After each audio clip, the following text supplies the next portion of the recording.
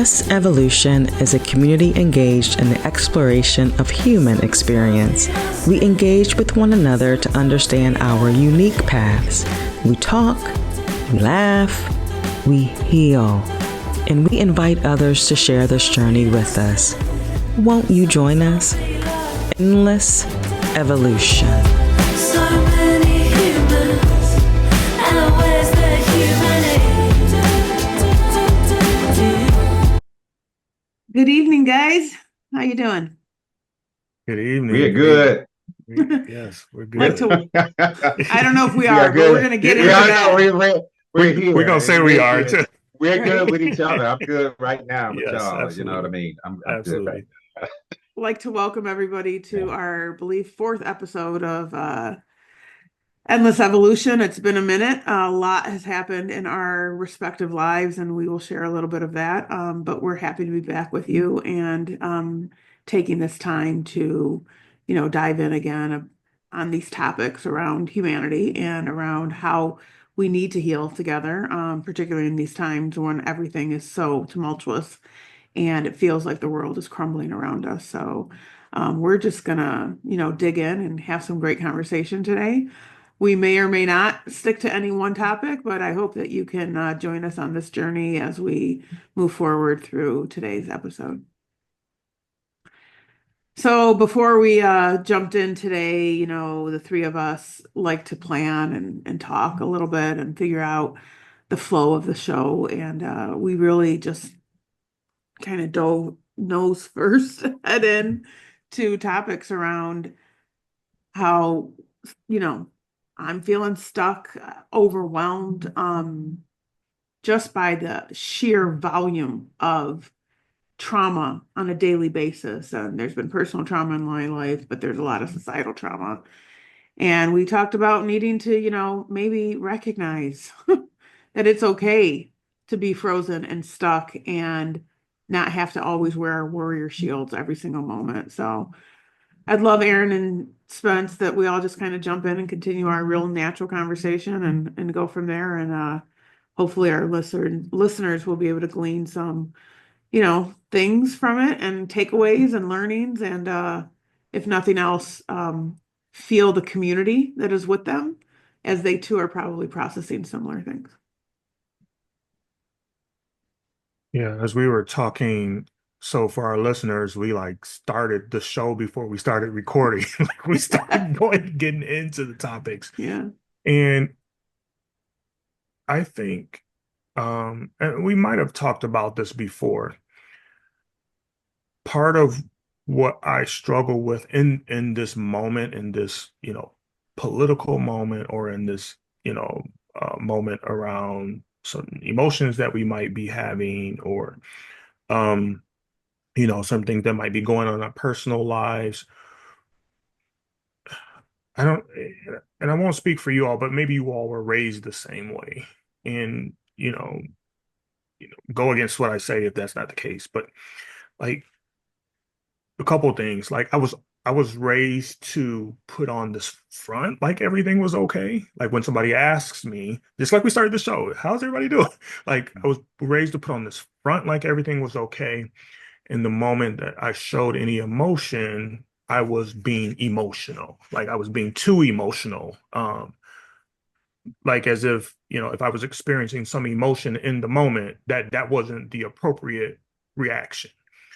Um, and and so like I fought for years to suppress my emotion, and what happened is that they came out even more like it came Oozing out. out of those pores of yours. Yes, absolutely. Like I'm holding it in. It's like, oh, don't cry, don't cry, don't cry. And it's like, ah. Um, and that's one thing. Like, what? Maybe I want to ask the question. Like, what do you think that comes from? Like this idea that we're supposed to suppress how we feel or suppress what we're going through and not, show people, you know, the parts of us that make us human. And then there's this other thing that arises for me, and this is the part I think we've had some conversation about, like this idea that you have to be hyper productive at every moment. Like you can't sit down and take a moment of stillness or a moment of peace and how that wears down on your body.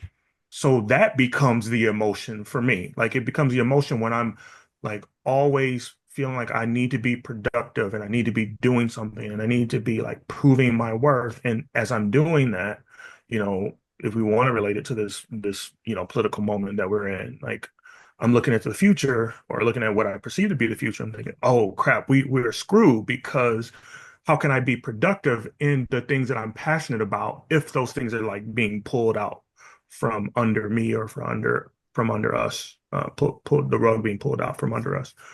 Um, and so just wanted to get you all's thoughts on those couple of things. Mm. Yeah, no, I feel you, when you talk about this being productive and doing something and feeling like you unproductive if you're not doing anything, if not, I feel that too. And I know I do know for um many men, and I'll really talk about how I'm coming to the space as well.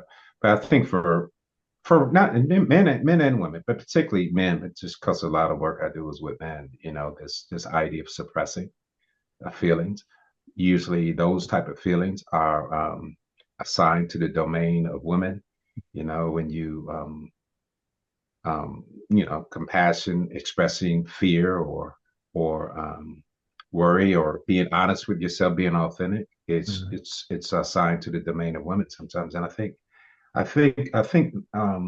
because it is, I think the narrative sometimes comes out that men are weak if they do that, if they express pain or fear or say I'm scared, I'm Mhm. fearful of something. I think they do. I know certainly has been my experience, and I think it's not good because it just half of our humanity is squashed. Yes. Half of our humanity is squashed, and I really believe this. And I'm gonna say this, and I keep telling myself I'm gonna write something on. I think men spend more time, many men spend more time trying to prove that they're not gay Mhm. because they're called, understand what I'm saying? Yes. They're motivated by proving that they're not gay because when you're young and you exist outside this normal thing, then you're attacked, you're Yes. attacked. And so I'm not talking about whether men, I'm not talking about gender and whether I'm just talking about the time and energy that men spend trying to man up Yes. and prove that they're not weak Right. and that they're not what some people used to call gay and the other way Mhm. back in the day, spend more time. And so it is unhealthy. It Yes. makes us sick. It makes us diseased. And so I think that is the general feeling in the imperialistic place, in a colonial imperialistic supremacist place that we live in, Yeah. that we're surrounded by. It makes us do that. So I have endeavored over the years and continue to come out of that, to embrace all of who I am. And so thank you all for saying that. I'm in the same place. I know Eric and I have experienced some loss recently, and it just brings up all the other losses, and it's just a space and that we're allowing ourselves to be in. Um,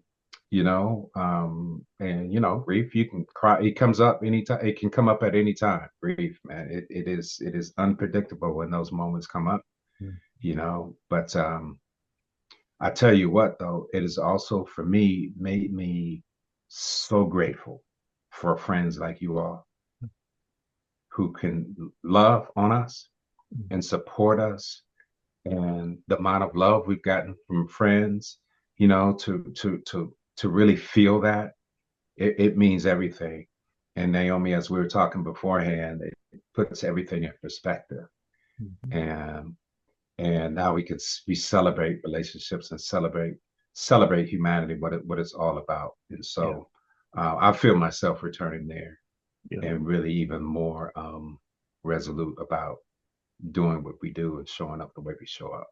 Yeah, and I think that's so important to take that time to pause, Yeah, take that time to reflect, and take that time to be human, to show our emotion. In these political times, in this overthrow of our government and the destruction of everything we've known, to be normal or typical in daily life.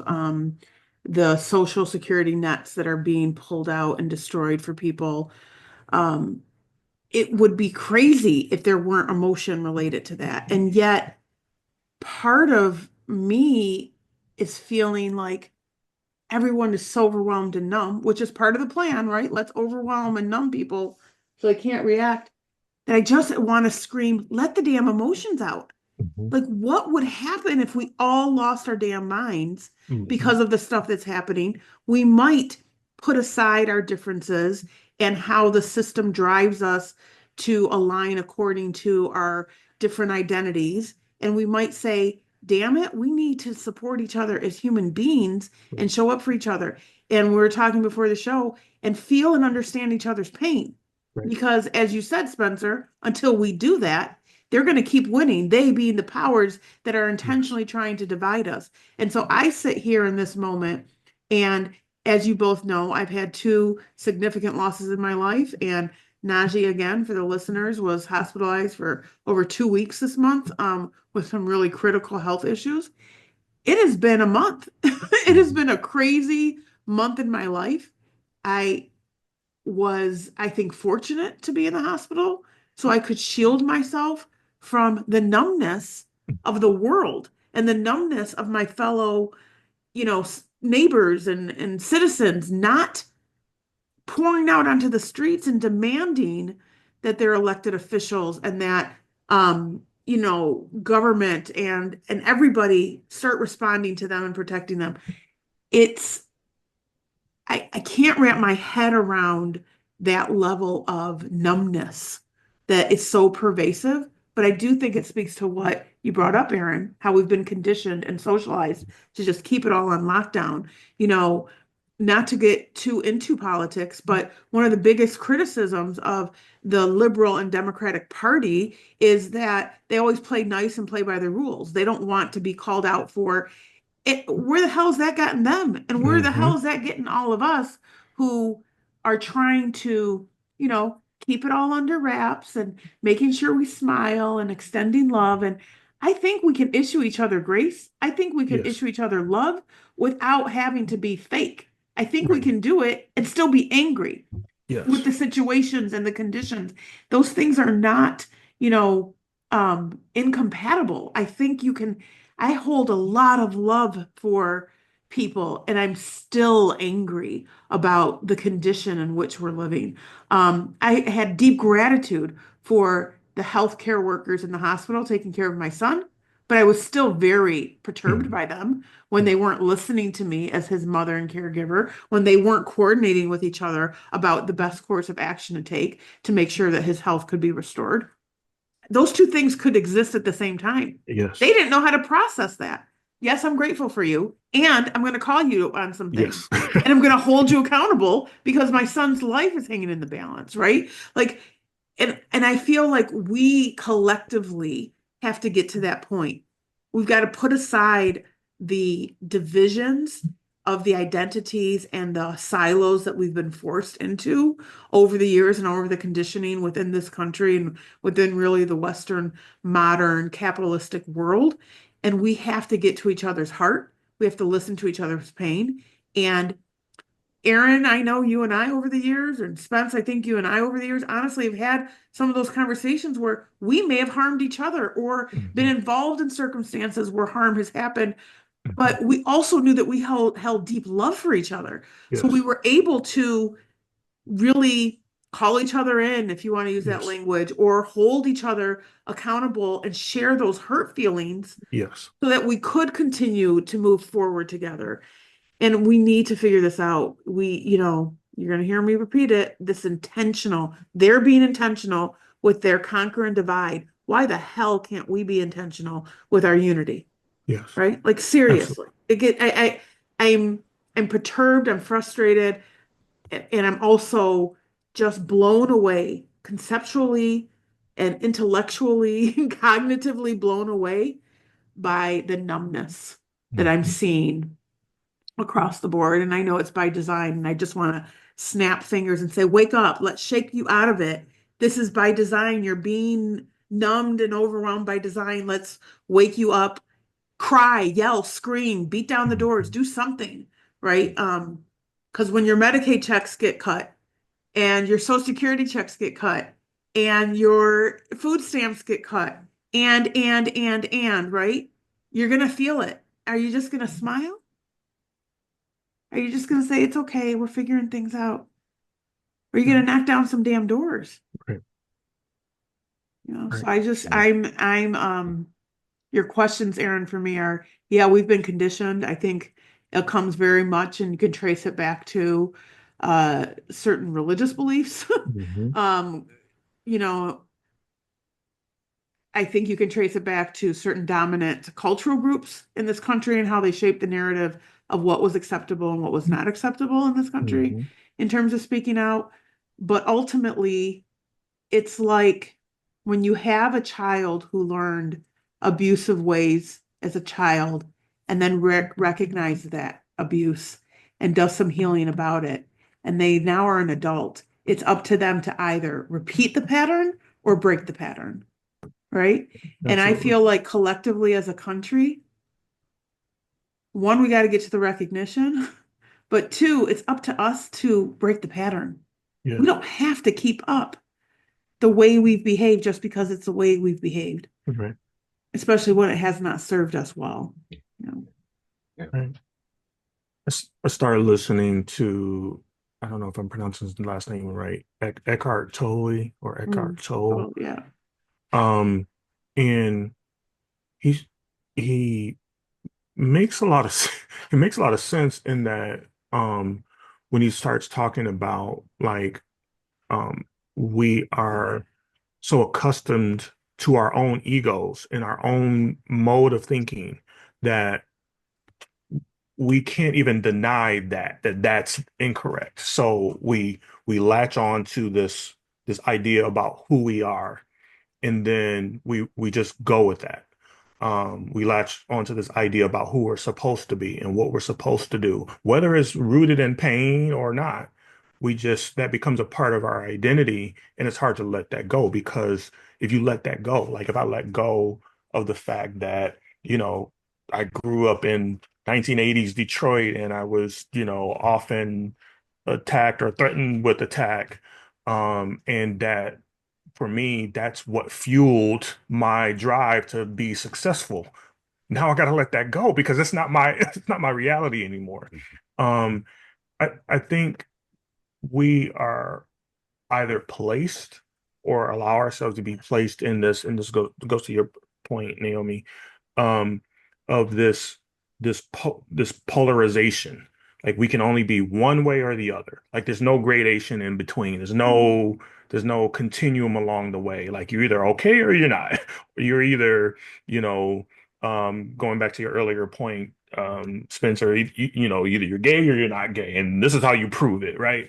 Um, Exactly. and and that is what the enemy uses to control us. But in many cases, the enemy doesn't even have to use that to control us. We use it to monitor ourselves, to mute ourselves. Like it's okay to feel emotional and say, I'm really not doing well right now, or there's some good things that are going on, but not everything is good. Like, that's okay because that's reality. The funny thing is that we live these realities, we know them to be true, but then we try to portray for others that is different than what what we're experiencing. And that I think that's one of the things that keeps us from connecting with each other on a human level is that you're having a human experience, which I can empathize with. Spencer's having a human experience that I can empathize with, and then I'm having one that I'm hopeful that you all can empathize with, and they're not the same, and it's okay that they're not the same Right. because we're not going to have the same experiences, other than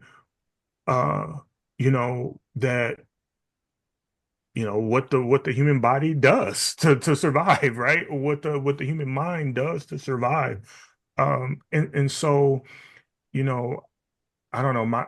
My my biggest thing to connect with other humans, and I've been really thinking about this a lot lately. Um, and our ancestors did it. for so long they relied on the story.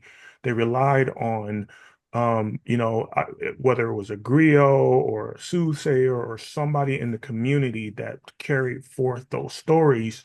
Um, and we have stopped listening to each other's stories, and we have stopped humanizing each other through those stories or through those experiences. And so I don't even know where I'm going with this. This is just the fact that I think that's one of the ways that we can like feel what another person is feeling without having experienced that. And you said something, well, all of it was good, but one thing you said that we created it. See, this is the thing.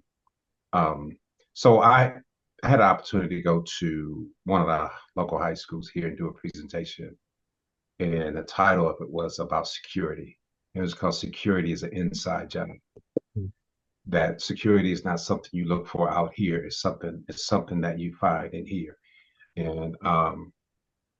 And so when I think about what we're all upset about that's out here, that everything we see, we created in a Mhm. sense, or in a sense, we created because of our divisions or because of our buying into a capitalistic system, with consumption and buying and all that.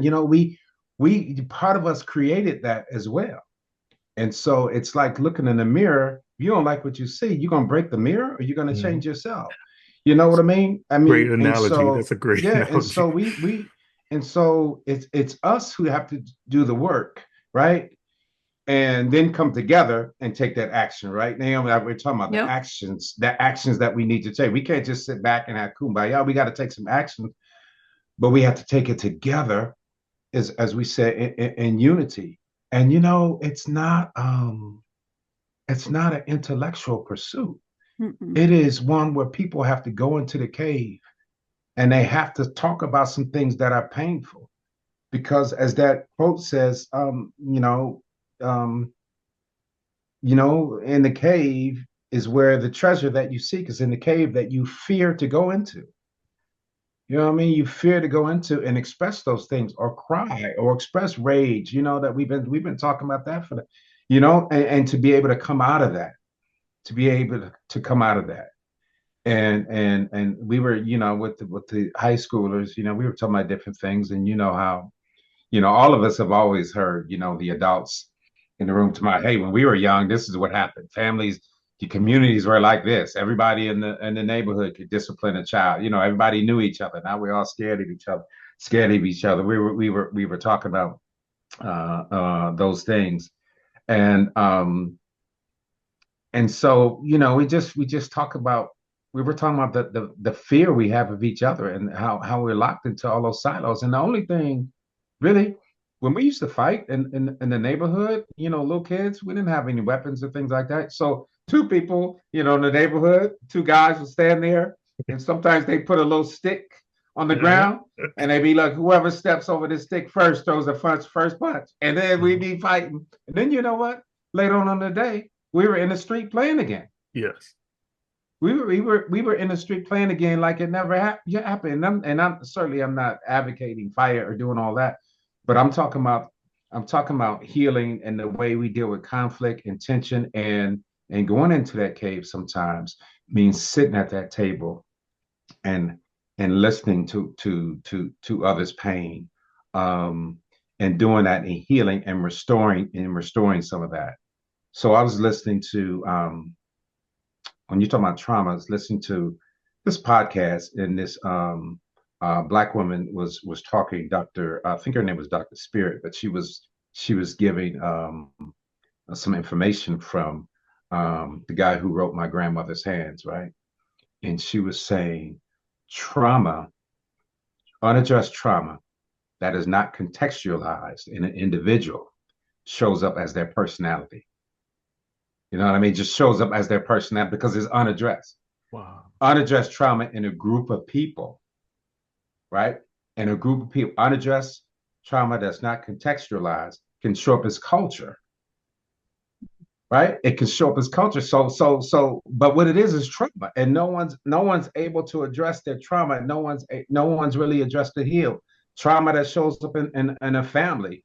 It shows up as family pathology. You know what I mean? There's just and so we're not talking about our trauma. We're not restoring it, and we're not saying to each other, "I can hold your pain," or "I'm sorry for how you feel." Not that I caused it. I'm sorry for in those things. But Yes. without that, you know, without that, there can be no restoration. I'll tell you, as a restorative justice facilitator, I mean, you know this name, the restorative justice, it's not new to y'all. It's in the Mhm. schools. But at the center of it is repairing harm, Mhm.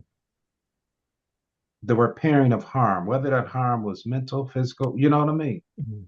And so we Well, and can't often what repair we harm find, I'm until we sorry, but, talk, but until we often what we talk. find in those instances, right, is the need to forgive yourself and heal yourself because the harm you're doing to another person is often a projection of your own pain, Yes. right? Hurt people, as my dear friend Mhm. Calvin Sure. Trowler says, and healed people can heal other people, right? Mhm. And we need to figure out how to sit with each other on the individual level and then on the communal level Mhm. and feel each other's pain, empathize with it, and say, I got you, you got me. It's not the same. This is not the oppression Olympics. Right. This is not the game of like, well, your group has had it so much worse than mine that now we're only going to focus on your group. We have to focus collectively on both of us. We have to understand each other's pains, contextualize it, and go from there. That's how we get the unity and that's how we heal humanity. It it's not rocket science, but it's really hard work because that ego, like you said, gets in the way, Yeah, and then that yeah, pathology, because you yeah, it goes yeah, unaddressed, yeah, becomes part of your yeah, personality and part of your yeah, culture. yeah. Yeah. And it is rocket science for someone who hasn't addressed their. It seems like rocket science for someone who's has an inability or is focused on not addressing their own pain. You know, it's the hardest thing. People who don't want to go to therapy. I mean, because I mean, how I mean, it's beyond us, right? How anybody could say what's happening over there is not affecting us. No, what's happening in Palestine? You know what I mean? Yeah. It's it reminds. What's that poem there? I think we talked about it before. You all know it. They came for someone, but we didn't do anything, and then they Yes. came for me. Yeah. They You came for didn't. so and so. We didn't say anything.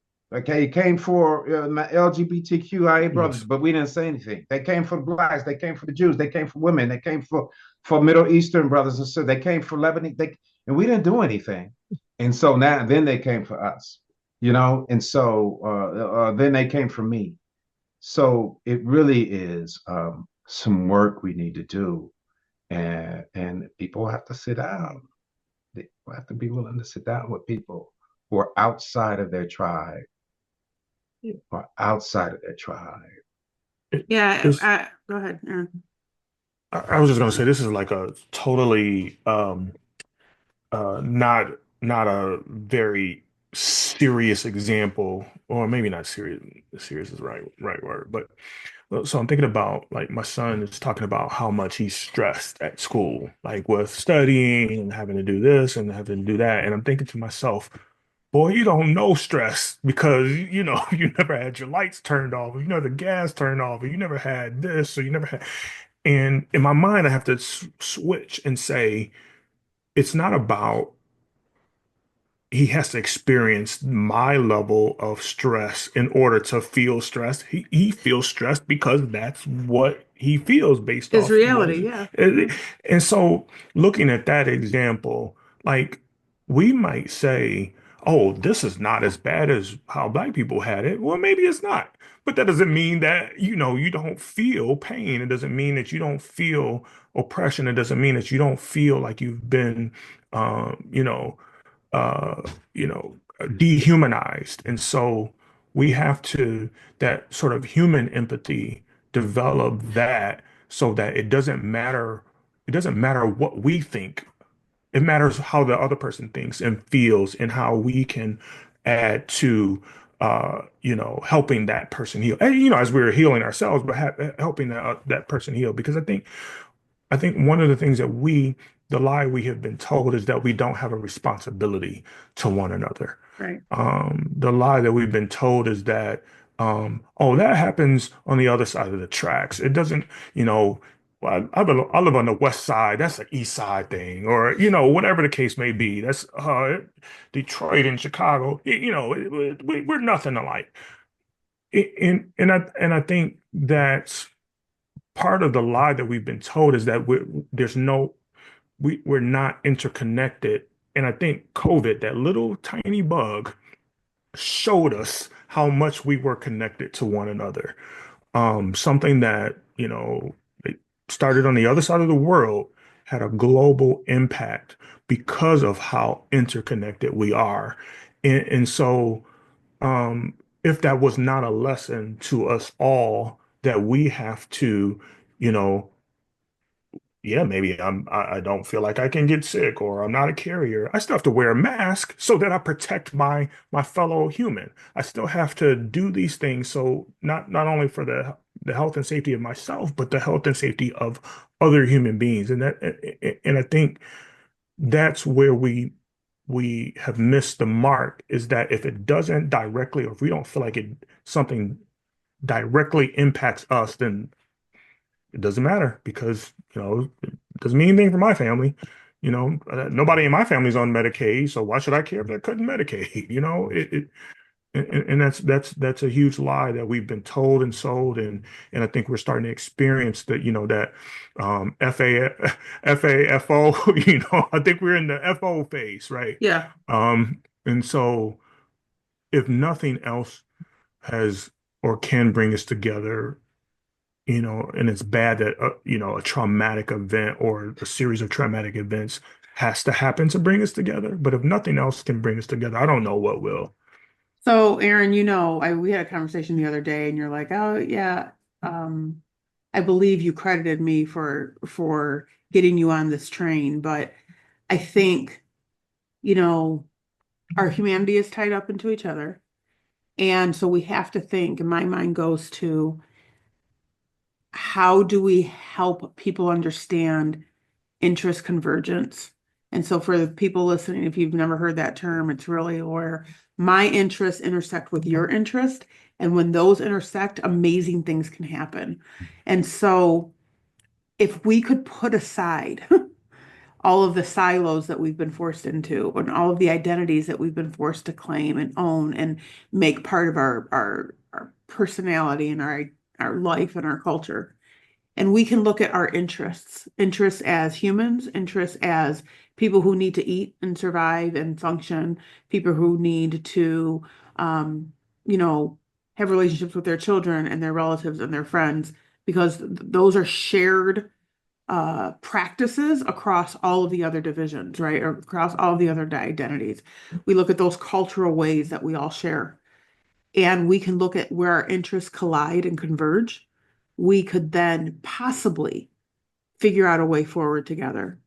And in that interest convergence, we'd say, wow, this would be even more powerful if we could each individually and then collectively unpack our hurt and our harm and heal from that and go forward together.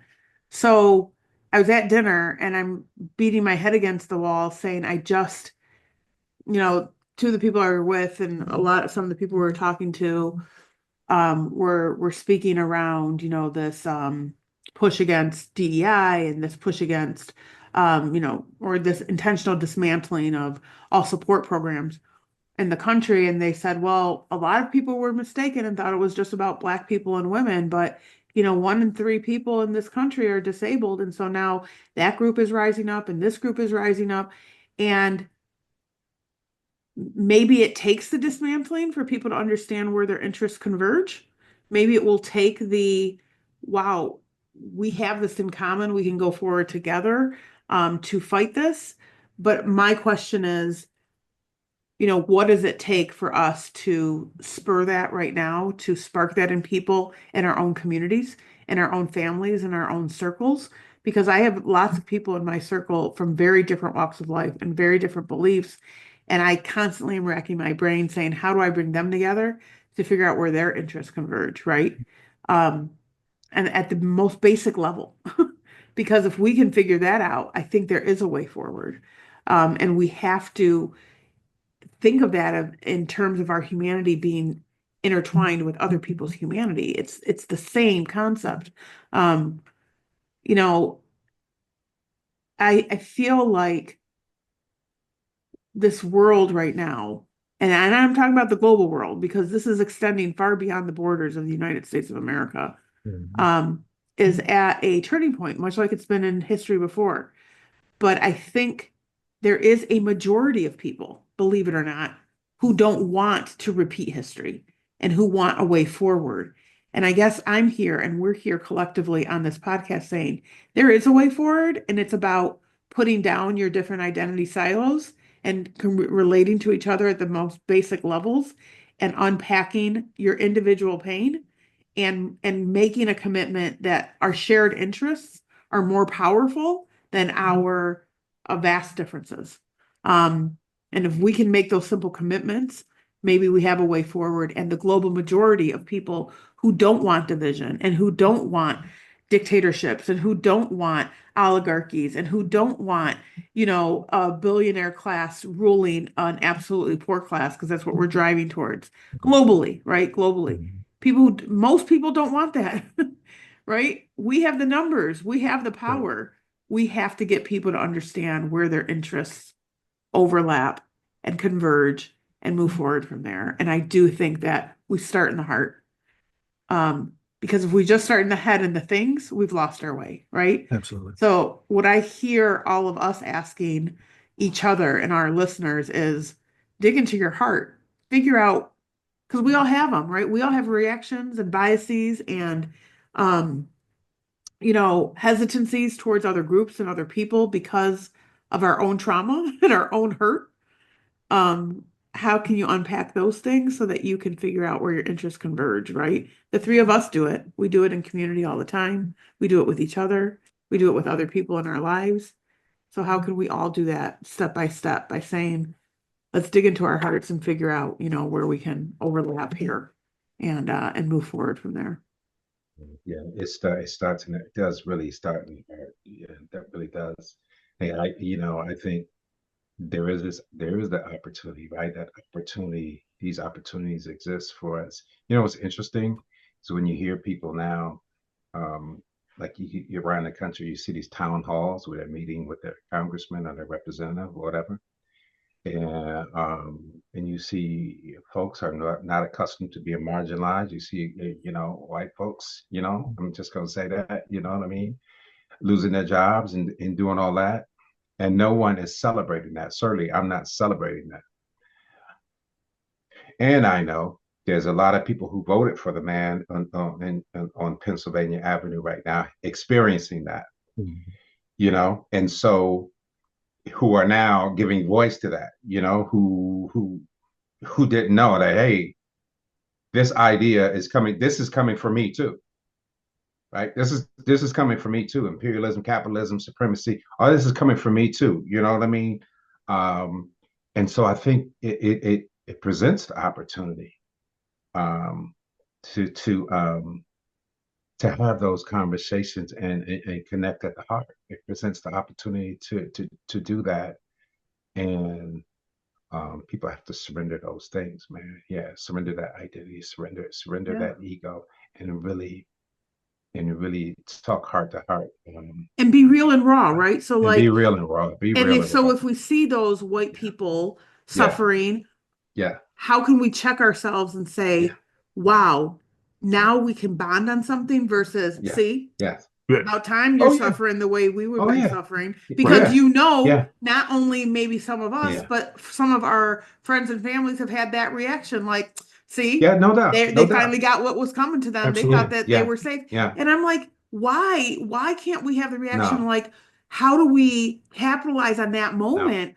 Yeah, of them experiencing now Right. firsthand in their own that's right. flesh and skin what we've been That's experiencing for X number of years or X number of um, you know, presidencies, however you want to term it. Right. Um, I just wish that we would spend less time. So just like you started this saying, men spend all this time trying to not do.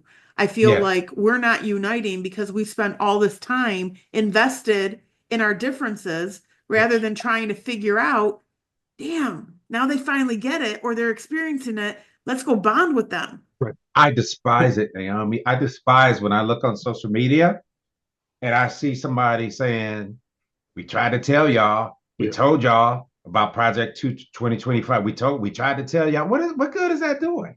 What good is that? We tried to tell y'all, well, you in the boat suffering, you know what I mean? Right. Right. What are you saying? What are we really What going are to you doing? accomplish? Just crossing your arms Yeah, like, yeah, we did we our tried to part. Now yeah, you guys are we tried to suffering. tell you that 2024 when everybody's suffering, Yes. Right. around the world. So Absolutely. what good is that doing? I think we want to pump ourselves up like we had some information that nobody else had, or we got all the knowledge, or we're the most radical. You know what I mean? It doesn't do any good for No. humanity. Say it doesn't. It, you think about like if somebody shows up to a protest, for an example, like in their 50s or 60s, and they say, "This is my first protest." You don't say you should have been here 30 years ago, right? You're like, You say, yay. "Welcome to the fight. Welcome to the conversation." Well, it reminds me of like, as educators, all of us experience those teachers who had kids who are chronically absent and they Mhm. come to school. And if you greet that kid was, it's nice that you finally decided to show up. Yes.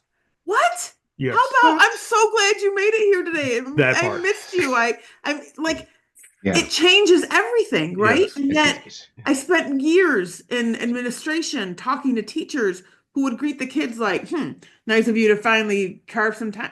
What Right.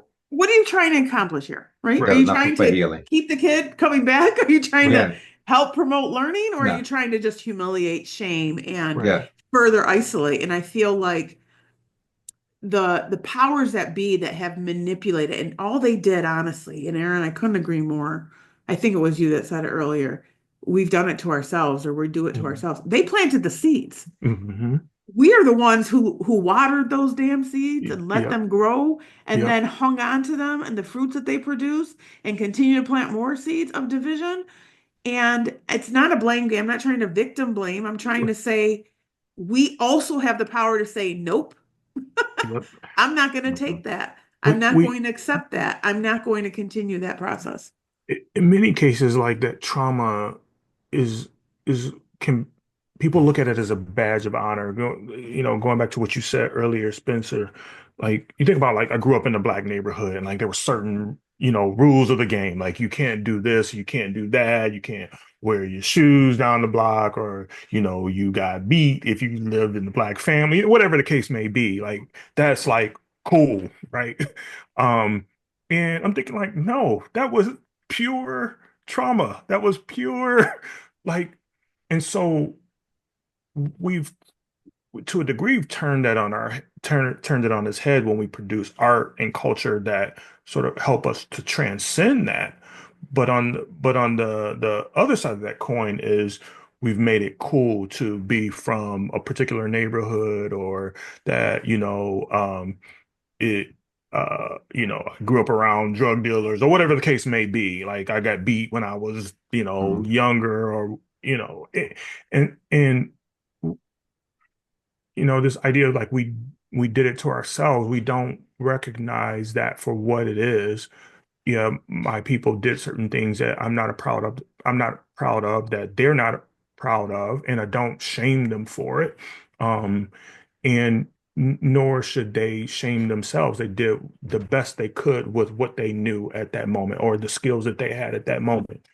Um, and we have to do that for others outside of our families, outside of our neighborhoods. Like you acted on certain information that you had at that moment. Now you have new information. Let's move forward with that. That's how we heal. Like when we let that go. And I'm saying this not because I'm pointing a finger, because I have to do it myself. Like Right. We all do. I have to Mhm. let Yes, that sir. go. Yes, I sir. have to let it go and say, okay, we're at this moment in time right now. Going back to your earlier point, where do our interests converge? What can we agree on? Even though we might be on the different ends of the political spectrum, what can we agree on? And then it takes me back to this conversation. I was in Oregon a couple of years ago, and I'm working with the school, and this mom comes in, and she I mean, she was hot.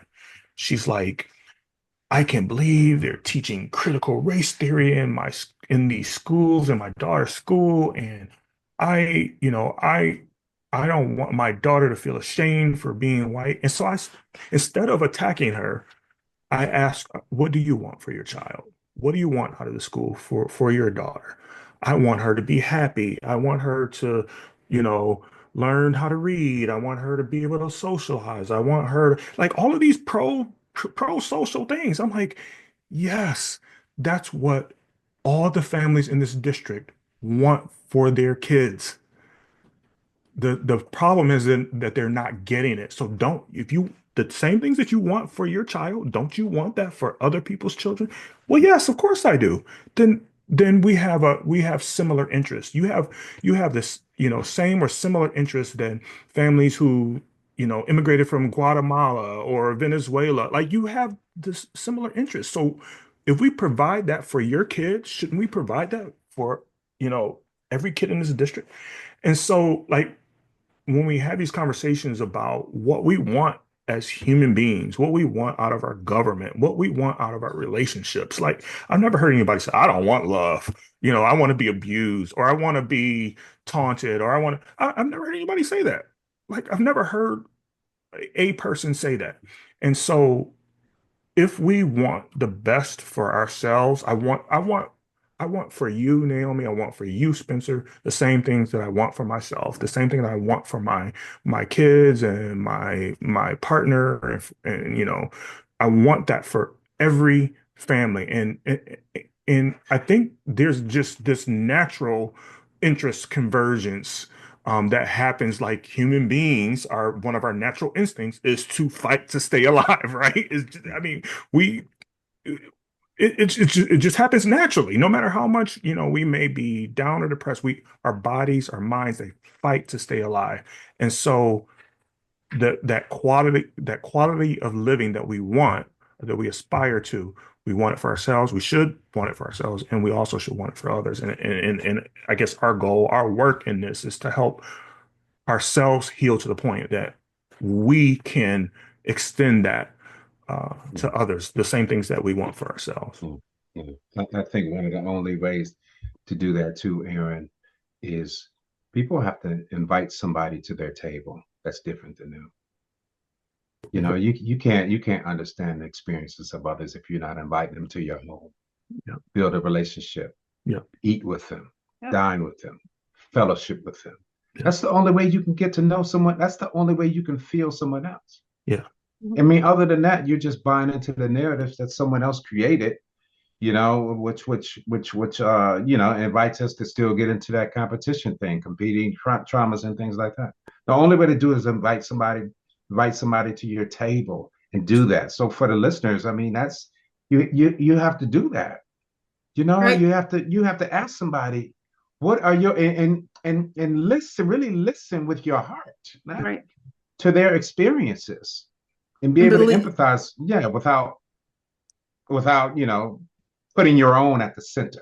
right. And believe them. Believe what they Yes. tell you. Believe and Yes. And let believe go of them your jaded and biases, your believe jaded them. beliefs, and believe them because Believe their them. beliefs are going to be different than yours. That's big, Expect Naomi. that, and That's then big. believe them. Believe Believe them. them when they tell you this, Yes. That's and it. and check yourself, right? Because you might be Yeah. like, okay, I'm going to be the bigger person, but also check what biases are you going into that conversation with.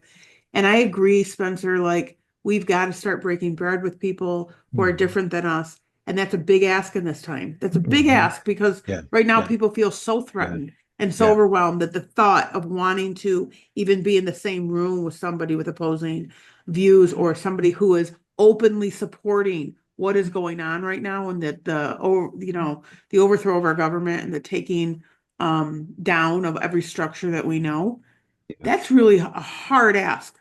It So is, it is we're a not hard. It's asking you challenging. tomorrow to Yes. go Yeah. and Yeah. find your polar opposite and invite them to Yeah. dinner. But I Yeah. believe that all of our listeners probably have family members Mhm. and or friends within their Yep. circle, Yep. right? Who Yep. may have voted and may support things that are going on. That's who you need to start with.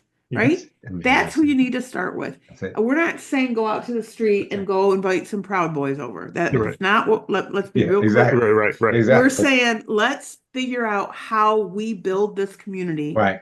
Yes. of interest convergence, of humanity connected to That's right. humanity, person by person, starting with our own circles, right? Yes. I That's right. have very close family members I need to be having some conversations with. Mhm. And Right. while I was in the hospital, it was President's Day. And one of my siblings sent a text that said Happy President's Day or whatever. And then another one chimed in. And both of those siblings tend to support a side that I don't support. Mhm. Okay. And my niece, this was a big family text. My niece just kind of went in a good way. Mm. And then I joined, right? And it wasn't a Mm. scolding, it wasn't humiliation, it was a please consider. Please Yeah. consider. So I'm in the hospital with my son having a serious health crisis, who is a recipient of both Social Security benefits and Medicaid because of his disability, who's facing possible massive cuts to his livelihood, right? And while I can help provide for him now, I'm not going to be around all the time. So I think about like, what will he have in the future? And this is a big thing for him. And so this is a whole family who's pouring texts to me, coming, stopping by the hospital, how much they love Najee. I said, I want you to think about his face and his little body every single time you throw your support behind certain demagogues and certain politicians and certain figures that are looking to destroy the very systems that support him. Mhm. Because don't proclaim your love for him without actually showing up and loving him in real ways. I took that opportunity to broach that conversation. I was respectful. I pushed. I asked them to consider some things. I don't know for sure if I got through, but I know that I did what I needed to do to at least start the conversation. Yes. Because I know those siblings. They want nothing more than for my son to be healthy and thriving. They love him Yes. to death. They really, really do. But they're not connecting those dots. And those are my siblings. So I'm just asking all of our listeners to think about, right? What can you do in your intimate circle and in your extended friends group to start having these conversations, to start inviting people over to break bread, and to really push on how can our humanity intersect with one another so that we can move forward together? Because here's the thing, here's the lie. We can't move forward with only half of us in tow. No, we can't. No, we can't. Absolutely. And let me, yeah. Yeah. Yeah. Well, I just want to say this point back to your point about believe them, Believe them. because the danger of not believing someone drives them back into the silo Yeah. because that's where safety is found. That's where familiarity is found. That's where comfort is found. And if you don't believe someone, then they you know what I mean? They have no choice. They go back because there is a need to feel safe. Yes. In society, there's the need to feel validated. And as soon as you don't believe someone or you want to play those Olympics, it's like if I I talk to some, and I got some good friends, and I might tell them, I lost somebody. As soon as you tell them that you lost somebody in your family, then they want to talk about their loss. Oh, that's nothing. When I lost my mother, you know what I mean? They can't even hold space because they're comparing traumas. They can't even hold that. Right. And so to believe someone is to be quick to listen and slow to speak. Quick to listen and slow to speak. I love that. And Quick to listen and slow to speak. And slow to speak. And the danger of not holding space for someone and not believing them does the exact opposite of what we want. Yeah. And so I want to hold grace for that too. And I want to encourage people to believe someone, believe, listen, and believe. You know what I mean? And then share. And then share with each other. And that's, that is a skill of listening. So I just wanted to bring that, Naomi. Yeah, that thing about believe people. I think it's great. And even open the Yeah. conversation like that, setting up those Yeah. kind of Yeah. agreements that I'm committed in this conversation to listen to you and to believe you. That's right. And I ask that you do the same. Right. Right? Right. Set that up. Like be that Yeah. explicit about it. Because sometimes we go into these conversations assuming that you're going to be listened to and believe. then you're not, and like you said, then you retreat to your silo. So You retreat. be In explicit. Imago, y'all, in Imago therapy, couples therapy, relationship therapy, there's a thing sometimes where they suggest if couples are having issues communicating, where Wednesday night, one mate or spouse communicates, another one doesn't say, they just listen. And the next day it's for them. You know why? Because if you just listen without saying anything, then it sinks in. Then what the other person is, it goes from here and it goes here and it sinks in. And one person is not tempted to respond immediately, right? And start thinking about what their response is going to be before the other person. And so, and maybe those things, maybe those techniques of listening, whatever helps. But we have to listen. Yeah. We have to listen to each other. We do. Yeah. So this is great, y'all. This is great. This is how you heal humanity. Absolutely. This is how you heal humanity, and this is endless evolution. I want to say this, Naomi. Naomi, I have to say this because you mentioned this for our listeners. Aaron, give me some that our listeners might not have heard our podcast in a while. We spent some weeks, but I want to uplift the fact that Naomi, when Nas was in the hospital, that we held space, and it was more important to hold space than get on this Zoom and do this podcast. Yes. And the same thing you all did for me when I lost. The same when I had the same thing when I had the flu. When I, all those things. And so that's a way to model this. We love what we do. We look forward to what we do, but we hold space for each other. That's right. And I want everybody to know that we modeled that and we did that.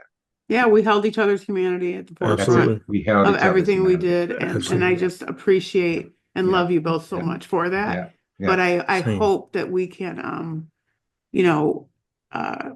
transmit that to our listeners. Yeah. Holding space and listening are ultimately what will help us move forward. I know we like to end with quotes and ideas. I think we've asked a lot of you. I think we've asked you very explicitly to go and reach across the aisle and figure out how to have those tough conversations. You heard us say today, this whole idea of us being intertwined. Desmond Tutu has a quote, so I'm going to throw it in there. I was just thinking about this. Awesome. We're aligned. I was just thinking about that same one. And it's my humanity is bound up in yours, for we can only be human together. We can only be human together. So I really hope that, you use this podcast as a launching pad for your own action, for your own reflection, for your own emotion release, right? And for your own healing, because it's when we heal one day at a time and one person at a time that we can heal together forward. That's amazing. Peace to love, everybody. All this has said to me that I have some personal work to do. Like that's where it's landing for me. I have some personal work to do. We all do. Yeah. We all do, man. Peace and love, y'all. And so we'll leave you with that. Just keep evolving, people, and we love you, and we'll catch you next time. Love you. Talk to you soon. This episode of Endless Evolution is brought to you by the No Harm Organization, uplifting wholeness and humanity. Our featured music is Humanity by Lava Laru.